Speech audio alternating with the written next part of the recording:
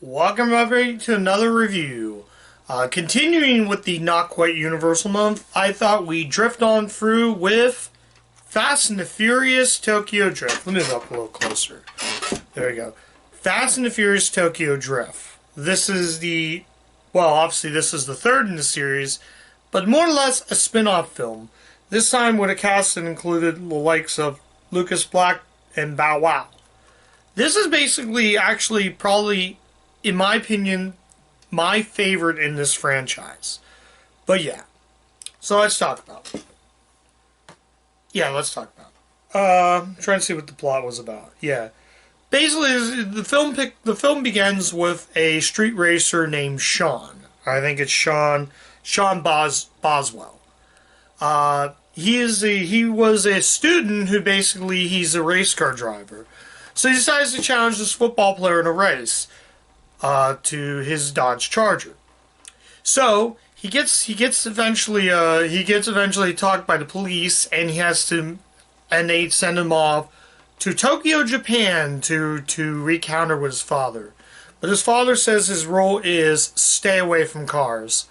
So in the film, he eventually goes and meets Bow Wow, who is another streetcar racer, who also is another person that gets sent to Japan. They don't explain. So they meet this Drift King, who is like really good at drifting. By the way, this is the first in the series to introduce drifting, as the title says.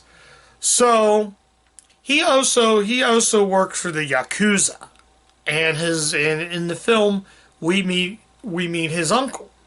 So during the film, he's trying to practice some drifting. We don't get to meet his uncle until probably mid throughout the film. So he has to learn how to drift. But since he's breaking all the rules, I will send you back to America. So he says it's my fault. Please let me stay. So yeah, pretty much that. So he's sent to go back.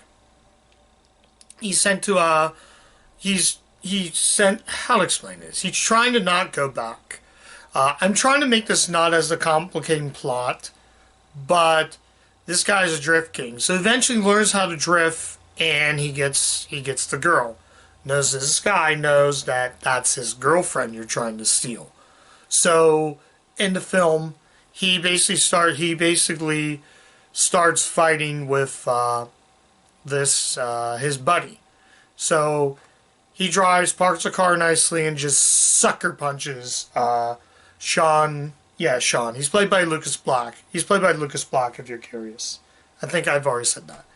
So, yeah, I can't really say much about that without trying to give away. It is sort of it's sort of a mishmash of trying to be the two films previously versus its own film. So, yeah, my door's soundproof, so you won't hardly hear anything. And if my parents are talking downstairs, I do apologize, like I said again. But yeah, that's not really much to say. I think the film is great. It's my favorite in the franchise. I was going to go to the drive-ins to see this, but I never got to see it. So sadly, that never happened. So yeah, that's the whole film in a nutshell. Stick around the very end of the film. You get a neat little hidden surprise at the very end of the film. So yeah.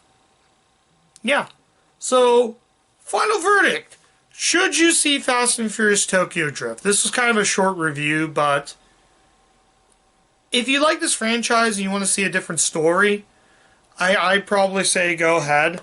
And yeah, I'd say go ahead and check it out, though. And I didn't notice this, but this is just the Blu-ray itself. And you get an ad for Jurassic Park 3D. So, yeah, that's pretty cool. So, yeah.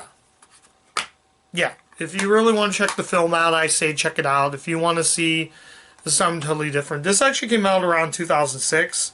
I'm trying to see if there's any problems with the film. I don't think so. I can't really spot any problems. But the drift scenes are incredible. The scenery is great. I thought Tokyo was a great scenery for this film. So, yeah. If you want to check out the film, your mileage may vary. So yeah, that's it for this. Kind of a short one because I didn't really have much to say. I thought this film was really, really good. and really, really fun. Like I said, my favorite in the series. I was going to do all the other ones. Yeah. So, hopefully maybe Fast 9 might be good when it comes out. We'll see. So, anyways, that's my review. Come back next time. I will have another review.